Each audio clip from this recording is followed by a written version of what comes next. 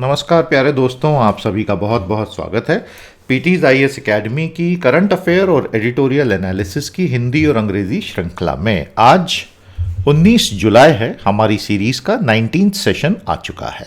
आज के हमारे 4 टॉपिक्स, एक होगा तालिबान की आगे की राह इतनी आसान नहीं, एंटी ट्रैफिकिंग बिल मानव तस्करी को रोकने का विधेयक, उसमें काफ़ी सारे चेंजेस की आवश्यकता, भारतीय लोकतंत्र और भारत के धर्म, और नेपाल की उथल पुथल। चारों बहुत महत्वपूर्ण टॉपिक्स हैं सिविल सर्विसेज परीक्षा के लिए। हमारी ये सीरीज सारे सीरियस एस्पायरेंट्स के लिए है, इसका पूरा पूरा लाभ लीजिए, हमारी शुभकामनाएं। और ये है आज का हिंदू अखबार। तो जो 4 लेख मैं लूंगा उस पर मैंने टिक मार्क लगा दिए हैं। ये आपके लिए परीक्षा के हिसाब से बहुत बहुत महत्वपूर्ण है। शुरू हो जाएं। ये रहा सिलेबस, GS 1, 2, 3 और 4। इसके अलावा प्रीलिम्स होता है और ऐसे के पेपर होते हैं। आप जो कुछ हमारे साथ पढ़ रहे हैं ये आपको सभी जगह बहुत बहुत काम आएगा। तो शैल वी बिगिन। तो आज का जो हमारा पहला लेख है हमारे 29 सेशन का, वो आपको प्रीलिम्स में GS 2 प्रीलिम्स, उसके बाद GS 2, 3 और ऐसे में काम आ सकता है। लीविंग द पास्ट बिहाइंड, यानी बीती ताही बिसार दे, आगे की सुधले की तर्ज पर तालिबान का आगे का रास्ता इतना सरल नहीं होगा। भारत ने जुलाई 2021 में मध्य एशिया में 2 बड़े सम्मेलनों में भाग लिया और ये सम्मेलनों में अफगानिस्तान के वो सारे पड़ोसी देश शामिल थे जिनके माथे पर चिंता की लकीरें बड़ी स्पष्ट दिखाई दे रही हैं, क्योंकि जिस प्रकार अफगानिस्तान में हिंसा का तांडव हो रहा है, चिंता बहुत हो गई। तो ये जो 2 वहाँ पर सम्मेलन हुए, पहला था शंघाई कोऑपरेशन ऑर्गेनाइजेशन, शंघाई सहयोग संगठन के विदेश मंत्रियों की बैठक। उसमें अपने यहाँ से जयशंकर भाई साहब गए थे और ये दुशानबे में हुई थी। किस देश में है बताइए। और दूसरा था central and south Asia connectivity conference, जो कि ताशकंद में हुई थी। किस देश में है बताइए। अब इन दोनों में तालिबान और अफगानिस्तान, ये बड़ा महत्वपूर्ण मुद्दा था। हाल ही में जैसे ही मई, जून, जुलाई में अमेरिका और नाटो के 20 साल से पदस्थ सैनिक अफगानिस्तान छोड़ के जाने लगे, तो तालिबान चरमपंथियों ने, उग्रवादियों ने, आतंकवादियों ने, तालिबान ने अफगानिस्तान में हमले शुरू किए, कई जगह पर कब्जे करना शुरू किए और उसके बाद अफगानिस्तान की जो सीमा चौकियां हैं बाकी देशों के साथ, उन पर भी कब्जे जमा लिए। इन कब्जे जमा ली गई चौकियों में जितने मध्य एशिया के देश हैं उनके साथ के बॉर्डर पोस्ट तो हैं ही, साथ ही साथ पाकिस्तान का स्पिन बोलताक चमन बॉर्डर भी है। इनका विचार यह है तालिबान का कि हम ज़्यादा से ज़्यादा भूभाग पर, क्षेत्र पर कब्जा कर लें और काबुल में जो आधिकारिक चुनी हुई सरकार है उसकी आपूर्ति लाइन को ही कट कर दें। SCO ने एक संयुक्त वक्तव्य जारी करते हुए सभी प्रकार की आतंकी घटनाओं की आलोचना की, हालांकि उसमें तालिबान का नाम नहीं लिया गया।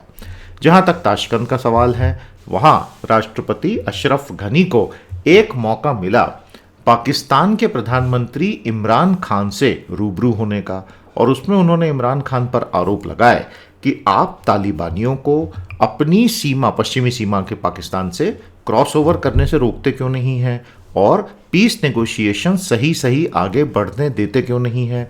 बहुत स्पष्ट है कि सभी देश किसी भी तरह तालिबान को एक क्लीन पासपोर्ट देने के मूड में नहीं है कि भाई तुझे जो करना है तू कर ले। 1995 की बात अलग थी, ये 2021 है, समय बदल जाता है। हर किसी को ये चिंता है कि अपनी अपनी सीमाओं पर हिंसा हमें नहीं चाहिए, रेफ्यूजी इन्फ्लक्स हमें नहीं चाहिए। देखिए दोस्तों, क्या होगा, तालिबान की करोड़ों की आबादी में 50, 60, 70 लाख लोग भाग खड़े होंगे। वैसे भी यूरोप में अफगान शरणार्थियों की संख्या बहुत ज़्यादा है, सभी लोग चिंतित हैं। पाकिस्तान हो या बाकी के सारे देश, रूस हो, मध्य एशिया के देश हों, चीन हो, ईरान हो, भारत हो, अब कोई भी नहीं चाहता कि यहाँ से परेशान हुए हजारों या लाखों शरणार्थी रातों रात उनके देश में घुस जाएं, क्योंकि उनको तो फिर पनाह तो देनी पड़ेगी, क्योंकि ये तो जेन्युइन ह्यूमैनिटेरियन कॉज होगा। कोई नहीं चाहता कि चरमपंथ बढ़े और जो वैश्विक आतंकी समूह हैं, पहले से बहुत ही बदनाम, अलकायदा हो, LET हो, JEM हो, ETIM, IM हो, इनको कोई मौका मिले। ETIM को लेकर तो चाइना भयंकर परेशान है। तो हमें बताइए ETIM का फुल फॉर्म क्या है, चाइना के किस प्रांत से जुड़ा हुआ है। भारत ने एक बहुत अच्छी बात बोली जयशंकर ने कि अफगानिस्तान का इतिहास, अफगानिस्तान का भविष्य नहीं हो सकता। मतलब देखिए जयशंकर ने कितनी गहरी बात की है कि इतिहास जो है वो भविष्य कभी नहीं हो सकता। क्या बात है सर, बहुत अच्छी बात बोल गए। राष्ट्रपति घनी ने कहा है कि हमारी सेना कोई ऐसा नहीं होगा कि रातों रात टूट जाएगी, हम लड़ेंगे। इसके साथ ही पूरे क्षेत्र में एक आम सहमति देशों में बन गई है कि हम तालिबान को सिर्फ ऐसे ही कब्जा नहीं करने देंगे। और इस वजह से क्या हो रहा है कि तालिबानियों के भी हाथ पांव फूल रहे हैं धीरे धीरे, जो कि अच्छी बात है। शांति वार्ता शुरू हो रही है और तालिबान हो या उसके समर्थक हो पाकिस्तान में, उन दोनों को शायद पिछले 2 महीने में संदेश बड़ा स्पष्ट मिल गया है कि भाई आप लोग ये मत सोचो कि जो मन में आएगा वैसा कर लोगे। सभी देशों को अब एकजुट होकर आतंक को जड़ से समाप्त करने की अपनी मांग को दोहराना होगा। आ गया समझ में दोस्तों? तो आपको क्या लगता है भविष्य में क्या होगा? कमेंटेड में ज़रूर बताएं। पूरा का पूरा आपको हमने हिंदी में एनालिसिस दे दिया है सभी हिंदी भाषी क्षेत्रों को। आई होप हिंदी भाषी हमारे छात्रों को, आई होप इससे बहुत लाभ होगा। इसको बहुत अच्छे से आप इस्तेमाल करें, पढ़ें और परीक्षा में अच्छे अंक लाएं। सेशन को लाइक और शेयर कीजिएगा, चैनल से जुड़िए, आपका साथ हमारे लिए बहुत महत्वपूर्ण है। The road ahead for the Taliban doesn't seem easy, as many nations are now piling pressure on both Pakistan and the Taliban, worried about instability in their own backyards. आ गया समझ में? दोस्तों, मैंने आपसे कहा था कि मैं बहुत ही शानदार आईएएस की तैयारी का संपूर्ण कोर्स ला रहा हूं। कल से इसमें ऑफिशियली एनरोलमेंट रजिस्ट्रेशन शुरू हो जाएंगे। हमारा कोर्स 23 अगस्त से शुरू होगा। जो भी स्टूडेंट 22 या 23 की परीक्षा टारगेट कर रहे हैं, उन सबके लिए बहुत ही शानदार कोर्स में ला रहा हूं। इसकी विस्तृत जानकारी आपको मैं कल दूंगा। आज आपको मैंने एक बेसिक आइडिया दे दिया है और आप में से हर छात्र इस कोर्स में अपने लिए एक बहुत अच्छा सॉल्यूशन अवश्य पाएगा। तो आप मेरे साथ जुड़िएगा दोस्तों। 23 अगस्त से मेरी ये बैच शुरू हो जाएगी। एनरोलमेंट हम इसके कल से शुरू कर देंगे। I hope to have a lot of support from all of you.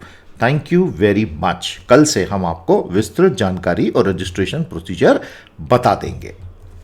आज का हमारा दूसरा एडिटोरियल आ गया है, सेंसिटिव एंड प्रिसाइज। प्यारे दोस्तों, संवेदनशील और अचूक GS2, GS4 ऐसे और प्रीलिम्स के लिए बहुत यूजफुल मानव तस्करी का जो कानून भारत सरकार लाई है, उसके कुछ हिस्सों को सरकार को संसद में ले जाने से पहले फिर से एक बार देख लेना चाहिए। मानव तस्करी जो होती है वो किसी भी तरह से एक अक्षम्य अपराध होता है, अनपार्डनेबल क्राइम, जिसे माफ नहीं किया जा सके।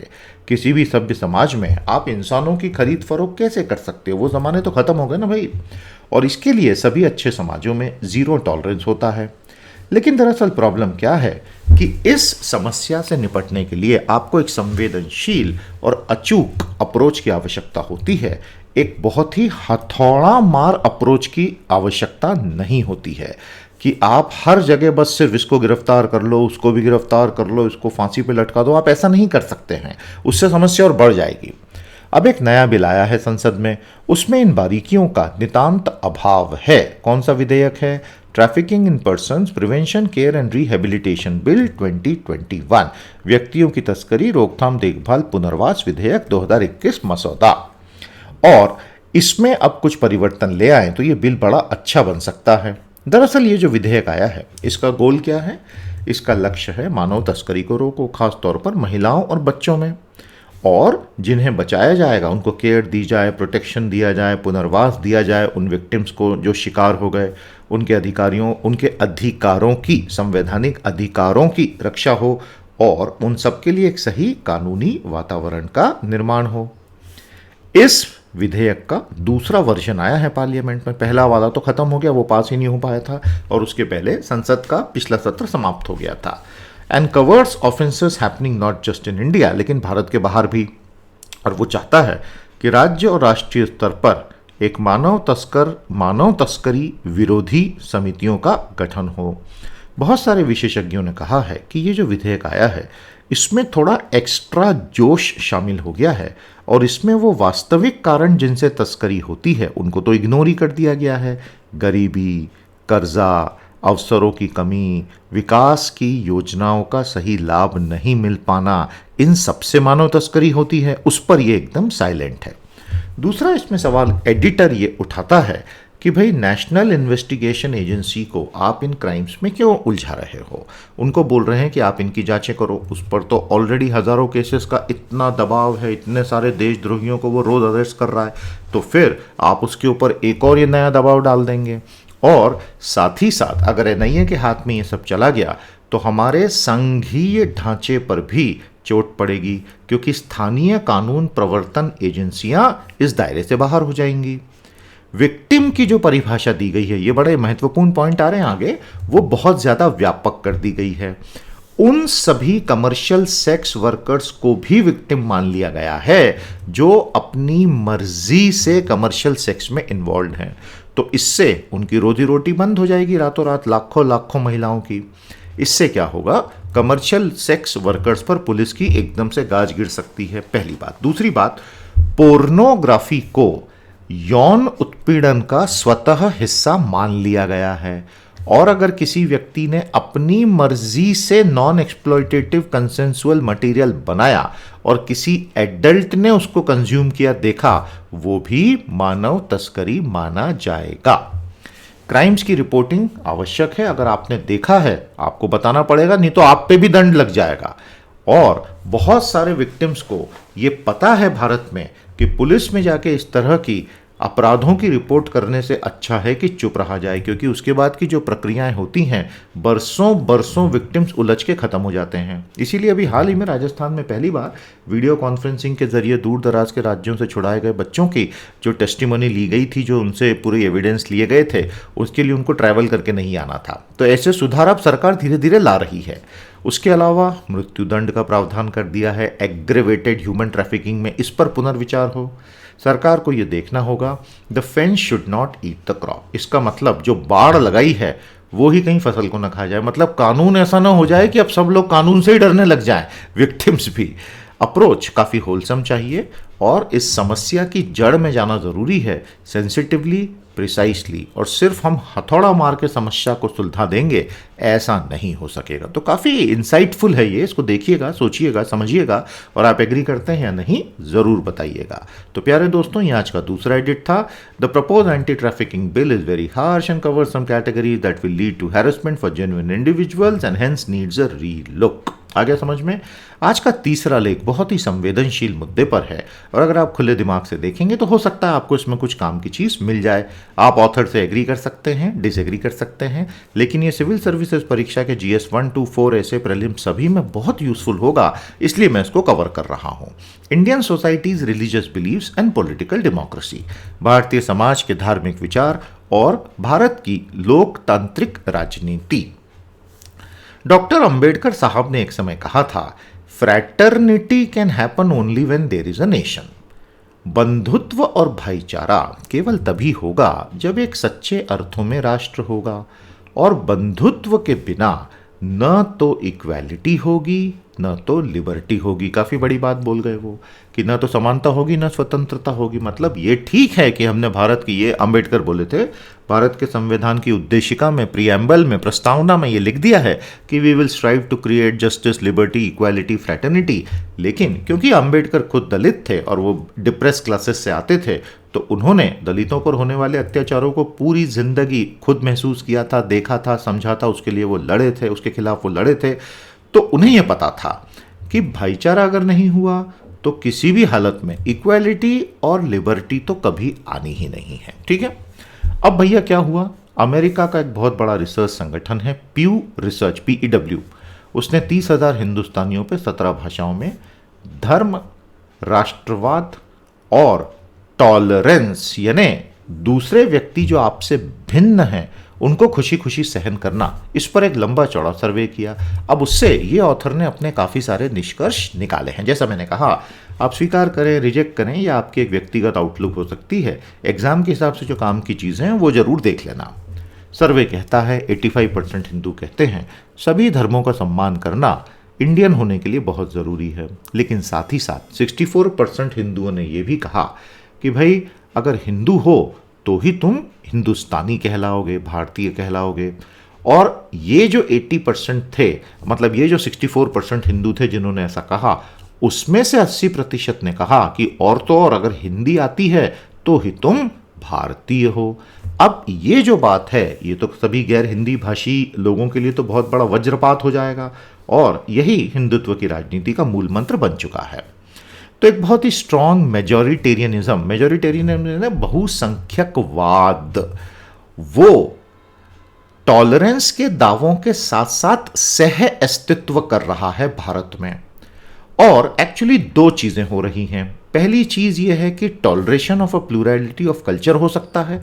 तो भारत में हो क्या रहा है, एक तो है कि एक से अधिक 2 3 4 5 6 7 संस्कृतियां एक साथ एग्जिस्ट कर रही हैं, जो कि बहुत अच्छी बात है। और दूसरा हो सकता है कि एक conscious democratic project of composite culture बनाया जाए। तो बहुत साफ है प्यू रिसर्च से कि ऑप्शन 2 भारत में नहीं हो रहा है, कंपोजिट डेमोक्रेटिक कल्चर नहीं बन रहा, सब अलग अलग हैं। 2014 से बीजेपी ने इतनी बड़ी पार्टी बनने के बाद और सत्ता पर एक तरफा विजय हासिल करते समय एक भी मुसलमान को टिकट नहीं दिया। और दुनिया में यह पहला उदाहरण है जब 20 करोड़ की आबादी वाले एक अल्पसंख्यक समूह को एक भी टिकट सबसे बड़ी पार्टी ने नहीं दिया हो। और ये चीज़ अब भारत में सामान्य हो गई है, कोई इस पर बात भी नहीं करता। सर्वे के कुछ दूसरे रिजल्ट ये थे कि 80% लोगों ने सभी धर्मों को ये कहा कि भाई दूसरों का सम्मान करना तो बहुत ज़रूरी है। 91% ने कहा हमें अपने धर्म का पालन करने से कोई रोकता नहीं है। 77% मुसलमानों ने कहा कर्म का सिद्धांत सही सिद्धांत है। लेकिन इस सब के बाद इंटर रिलीजियस मैरिजेस हो, दोस्ती हो, नेबर्स हो, सभी लोग उसको लेके एकदम से असहज हो जाते हैं भारत में। 67% हिंदू और 80% मुसलमान अपने धर्म की महिलाओं को अपने धर्म के बाहर शादी करता हुआ नहीं देख सकते। 86% हिंदुओं के केवल अपने ही धर्म के मित्र निकले। एक्सपर्ट्स ने कहा कि दुनिया भर में प्लूरल कल्चर हमेशा से एग्जिस्ट करते आए हैं हजारों सालों से, लेकिन जो आधुनिक 20वीं सदी की मानव सभ्यता है उसमें सिर्फ संस्कृतियों का सह अस्तित्व, एक पैसिव को एग्जिस्टेंस की बात नहीं होती है, इक्वालिटी ऑफ कल्चर्स की बात होती है कि सब बराबर हों, सब आपस में थोड़ा मिलजुल कर रहें, तो उसको एक मॉडर्न सिविलाइजेशन कहते हैं। और अगर एक मल्टीकल्चरल सोसाइटी है तो यहाँ पर प्रोफेसर लॉर्ड भिखू पारिक का ये विचार है, ये ब्रिटेन के हैं, कि भाई अगर एक मल्टीकल्चरल सोसाइटी है तो उसमें सभी समुदाय आपस में डायलॉग रखेंगे, बदलाव के लिए रास्ते में रोड़ा नहीं अटकाएंगे, एस्टैब्लिश बिलीफ्स पर सवाल उठाने से डरेंगे नहीं और कंपार्टमेंटलाइजेशन ऑफ कल्चर से आगे बढ़ने की हिम्मत दिखाएंगे। क्योंकि क्या होता है जब संस्कृतियों को कंपार्टमेंट्स में या साइलोज में रख दिया जाता है तो एजुकेशन, वर्क प्लेस, ये भी उसमें किसी प्रकार का परिवर्तन लाने में असंभव हो जाते हैं। और फिर धीरे धीरे 10, 20, 30, 40, 50 सालों में ऐसी सरकारों का उदय सुनिश्चित हो जाता है जो रिलीजियस मेजॉरिटेरियन होती हैं। उसके बाद अगला स्टेप होता है जितने भी अल्पसंख्यक होते हैं उन लोगों को लगातार डिमोनाइज किया जाता है, शत्रु बना के बताया जाता है। और ये तब हो रहा है जब भारत के 95% मुसलमान और सिखों ने सर्वे में कहा कि उन्हें भारतीय होने पे गर्व है। अब चलिए अमेरिका, माइकल सैंडल अमेरिका का क्या कहता है। वो कहता है कि अमेरिका में ये जो बिल्कुल अनियंत्रित पूंजीवाद हो गया है उसने ऐसी असमानताएं क्रिएट कर दी है कि वहाँ पर स्काई बॉक्सिफिकेशन हो चुका है।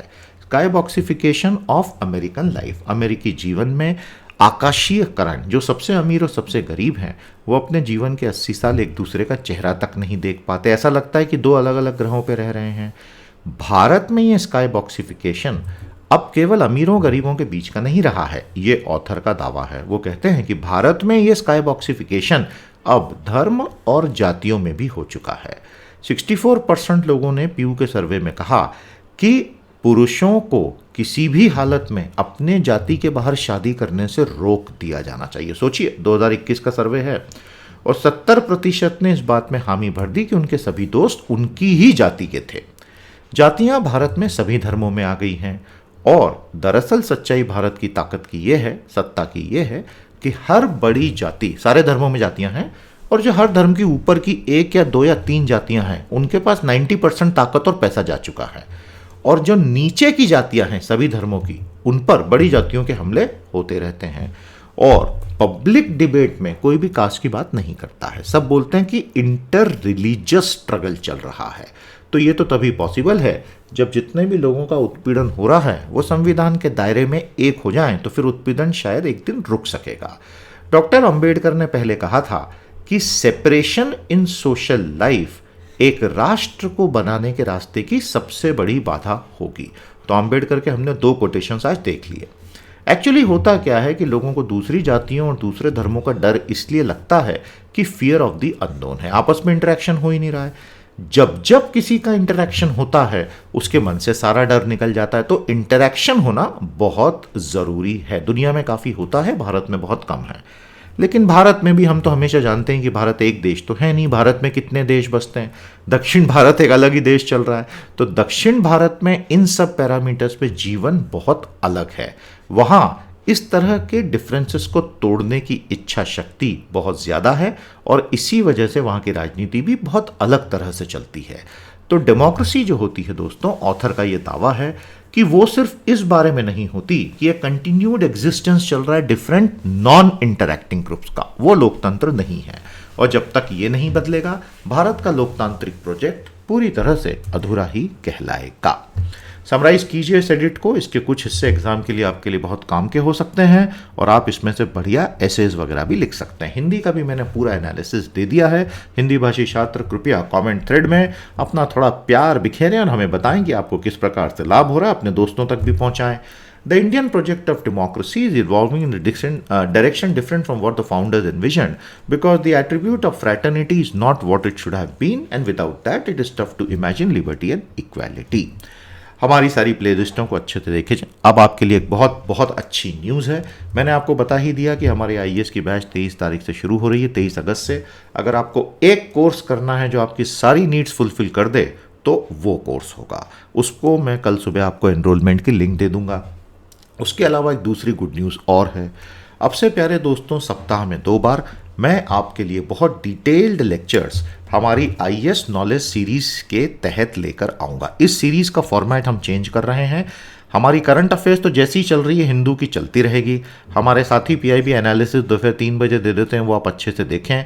और सीए बूस्टर का भी फ्लेवर एक नया फ्लेवर में आएगा। लेकिन सबसे इंपॉर्टेंट न्यूज़ है, आईएएस नॉलेज लेक्चर्स आपको अब से थर्सडे और संडे सुबह मिलना शुरू होंगे और आपको आनंद आ जाएगा देखकर। जैसे आपने अभी हमारा चाइना का लेक्चर देखा, उसी फॉर्मेट में वो आपको सप्ताह में 2 बार हम नॉलेज लेक्चर्स देंगे। मज़ा आएगा, देखते चलिए, बहुत कुछ होगा।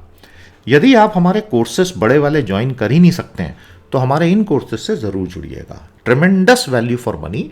और आप ज्वाइन करके 1 महीना ट्राई करें, आपको इतना मज़ा आएगा और इतना ज्ञान मिलेगा। और पहले ही दिन सीए बूस्टर प्रीमियम के 270 सेशन मिल जाएंगे और पावर ऑफ 10 के आपको पहले ही दिन 57 सेशन मिल जाएंगे। तो it is worth every bit. आगे बढ़िए, ज्वाइन कीजिए। आज का चौथा और अंतिम एडिट प्रीलिम्स जीएस 3 और ऐसे के लिए बहुत बहुत यूजफुल होगा प्यारे दोस्तों। इसको जीएस 2 कर लीजिएगा, क्षमा चाहते हैं। क्या कहता है ये ऐसे? What happens to Nepal now? अब हम बात कर रहे हैं नेपाल की राजनीति की। इस पे हमने पहले भी बात की थी और आज इस पे एक फुल स्टॉप लगा देते हैं, क्योंकि अभी रिपीटेटिव हो जाएगा नहीं तो। ठीक है। जब नेपाल के सुप्रीम कोर्ट ने जुलाई 2021 में आदेश दिया कि शेर बहादुर देउबा को भैया बना दो प्रधानमंत्री, तो उन्होंने दरअसल जो नेपाल का सुप्रीम कोर्ट है, नेपाल के नए संविधान के अनुच्छेद 76(5) की ही विवेचना की थी। शेर बहादुर देउबा के पास 275 में से 149 सांसदों का समर्थन पत्र था और प्रेसिडेंट विद्या देवी भंडारी ने उसको भी मानने से इनकार कर दिया था। भंडारी जो हैं वो ओली के साथ एक दोस्त की तरह पेश आ रही हैं। ओली जो चाहते हैं वैसा कर देती हैं। इन्होंने अक्टूबर में चुनाव घोषित किया, लेकिन सुप्रीम कोर्ट ने कहा हटा सावन की घटा, ऐसा नहीं चलेगा, तुम सब संविधान के नीचे हो। सुप्रीम कोर्ट ने प्रेसिडेंट भंडारी को यह भी याद दिला दिया कि तुम भी संविधान के नीचे हो, तो हो सकता है भंडारी की भी शामत आ जाए। इट इज सस्पेक्टेड दैट ओली ने खुद को जो है नेपाल के राजाओं के मोल्ड में देखना शुरू कर दिया था। 2015 में ओली की शुरुआत कहां से हुई थी? जब भारत ने वो मधेशी आंदोलन में नेपाल की बॉर्डर का ब्लॉकेट किया था, उस वक्त ओली ने नेपाल में राष्ट्रवादी भावनाएं भयानक रूप से भड़का दी थी। 2017 में जब राष्ट्रीय चुनाव हुए तो नेपाल की दोनों बड़ी कम्युनिस्ट पार्टियों ने, जिन्होंने बहुत लंबी एक इंसर्जेंसी की थी नेपाल में मोनार्की के खिलाफ, नेपाल कम्युनिस्ट पार्टी माओवादी और communist party of Nepal United Marxist Leninist, वो एक हो गए तो 30 साल की पहली स्टेबल सरकार बन गई थी। बेसिक अंडरस्टैंडिंग क्या थी कि भाई पुष्प कमल दहल प्रचंड और केपी शर्मा ओली ये बारी बारी से प्रधानमंत्री बनेंगे। लेकिन ओली साहब को सत्ता का स्वाद ऐसा मजेदार लगा कि उन्होंने प्रचंड को बोला कि भाई तुम जरा 25-30 साल रुक जाओ, मैं जरा पीएम बन जाऊं, एक पूरा राष्ट्रपिता बन जाऊं नेपाल का, फिर तुमको बिठा दूंगा कहीं कोने में। तो प्रचंड ने कहा अरे भाई ऐसा थोड़ी चलेगा। ये मैंने अपनी तरफ से थोड़ा मजाक किया, ये एडिट में नहीं लिखा है, ध्यान रखता। लोगों को ओली से बहुत उम्मीदें थीं। ओली ने शुरुआत भी अच्छी की, सही लोगों को अपॉइंट किया। लोगों को लगा कि अब नेपाल में एक अच्छा नेता आ गया, सबसे बातचीत करता है, सबकी सुनता है। आजकल तो ऐसे नेता जो सबसे बात करे सबकी सुने होते ही नहीं है। नेता तो बस बात करके चले जाते हैं, वो सुनते कहाँ हैं आजकल। ओली साहब भी वैसे ही हैं और उन्होंने एक स्लोगन दिया, प्रॉस्परस नेपाल हैप्पी नेपाली। तो दुनिया भर में नेपालियों को लगने लग गया कि अरे भैया हमारा सेवियर आ गया, सेवियर आ गया। केपी शर्मा ओली ने दिसंबर 2019 तक उनके इस भ्रम को दूर भी कर दिया। ये सब कुछ खत्म हो गया। जहां ओली का किचन कैबिनेट देश को चलाने में व्यस्त था, ओली ने बहुत सारे बड़े नागरिकों को, जिनकी बहुत रेपुटेशन है, अपनी इमेज और नेपाल की इमेज को दुनिया में प्रोटेक्ट करने के काम पे लगा रखा था। पैरेलल में क्रोनी कैपिटलिज्म बहुत तेजी से बढ़ा। जो इनके खास पट्टे थे, उनके हाथ में बड़े बड़े व्यापार, बड़े बड़े सेक्टर, लाइसेंसेस सब आने लग गए। क्रोनी कैपिटलिज्म दुनिया भर में फैली एक बड़ी बीमारी है। इसकी परिभाषा कमेंट थ्रेड में दीजिएगा, व्हाट इज क्रोनी कैपिटलिज्म। ओली ने एक नया मैप नेपाल का लाया, जिसमें उसने भारत के कुछ हिस्से भी दिखा दिए ऊपर के। तो चाइना, इससे भारत के साथ पंगे बहुत हो गए। चाइना के राष्ट्रपति शी जिनपिंग पहुंचे तो थे नेपाल, लेकिन हुआ क्या कि बहुत सारे एग्रीमेंट जो उनके साथ हुए, उनका क्रियान्वयन नहीं हो पा रहा है, क्योंकि नेपाल की नौकरशाही, लाल फीताशाही ने चाइना के इन्वेस्टर्स को थोड़ा सा हताश कर दिया है। और फाइनली ओली का सारा जो तिलिस्म था, वो तोड़ने का काम उस वायरस ने किया, जो सारी दुनिया में नेताओं के तिलिस्म को तोड़ने का काम कर रहा है। फिलहाल कोविड ने सारी कहानी बर्बाद कर दी। हुआ क्या कि ओली हैंडल कर नहीं पाए और एक स्कैम भी, परचेज स्कैम, इन पे आरोप लग गया भारत से वैक्सीन खरीदने में। तो इसमें क्या हुआ, इनकी इमेज बहुत तेजी से खराब होती चली गई। लेकिन दिक्कत क्या है कि जो नए प्रधानमंत्री द्यूबा साहब आए हैं, 4 बार पीएम रह चुके हैं, उनका ट्रैक रिकॉर्ड कोई बहुत ज़्यादा अच्छा नहीं रहा है। 18 जुलाई का विश्वास मत वो जीत गए हैं। भारत को अब कोशिश ये करनी होगी, एडिटर ये कहता है, कि भाई अपनी खुफिया एजेंसीज के जरिए रिश्ते बनाने के बजाय पीपल टू पीपल रिलेशनशिप बनाएं, वो ज़्यादा बेहतर होगा। क्योंकि नेपाल के पास अब ऑप्शंस बहुत बढ़ गए हैं और अब वो इंडिया लॉक तो कहीं से कहीं नहीं है। आगे समझ में? तो उम्मीद करता हूं कि ये हिंदी विश्लेषण भी आपको अच्छा लग रहा है। पढ़ते रहिए, बढ़ते रहिए, हमारी शुभकामनाएं आपके साथ हैं। एनी को सिर्फ आई एम वेरी सॉरी, इसकी समरी अपडेट नहीं हो पाई, वो मैं करके आपको पीडीएफ में दे दूंगा। पीडीएफ डाउनलोड करेंगे, आपको अपडेटेड मिलेगी। तो समरी क्या है इस एडिट की? बहुत सिंपल समरी है। Nepal's turbulent politics needs a very steady hand, but there seems to be no guarantee of it. प्यारे दोस्तों, रविशंकर प्रसाद जी पर भारत नेट घोटाले में शामिल होने के लंबे चौड़े आरोप कांग्रेस ने लगाए हैं। रविशंकर प्रसाद ने अपनी चिर परिचित शांत अंदाज में बोला है, अरे नहीं, ऐसा कुछ भी नहीं है। वैक्सीनेशन में भारत ने बहुत तेजी से तरक्की करते हुए 40 करोड़ डोजेस अभी तक लगा दिए हैं। लेकिन चिंता की बात यह है कि पिछले कुछ दिनों में हमारे यहाँ वैक्सीनेशन की दर तेजी से नीचे जा रही है। आज जबकि हमारे यहाँ केसेस काफ़ी हद तक कम हैं, हमारे पास कुछ हफ्तों की एक विंडो है इस वायरस को ख़त्म करने की, तो हम वैक्सीनेशन बढ़ाएं। कई सिविल सर्विसेज एस्पायरेंट्स की पिटीशन सुप्रीम कोर्ट आज सुन रहा है, जो पैंडेमिक की वजह से परीक्षा देने से वंचित हो गए। पेगासस सॉफ्टवेयर ने भारत के बहुत सारे जर्नलिस्टों को, ह्यूमन राइट्स एक्टिविस्टों को अपनी जद में ले लिया और उनके सारे रिकॉर्ड चुरा लिए और उनके मोबाइल पर और कंप्यूटर पर फर्जी फाइलें डाल दी। ऐसे बहुत खतरनाक खुलासे दुनिया भर में अभी हुए हैं।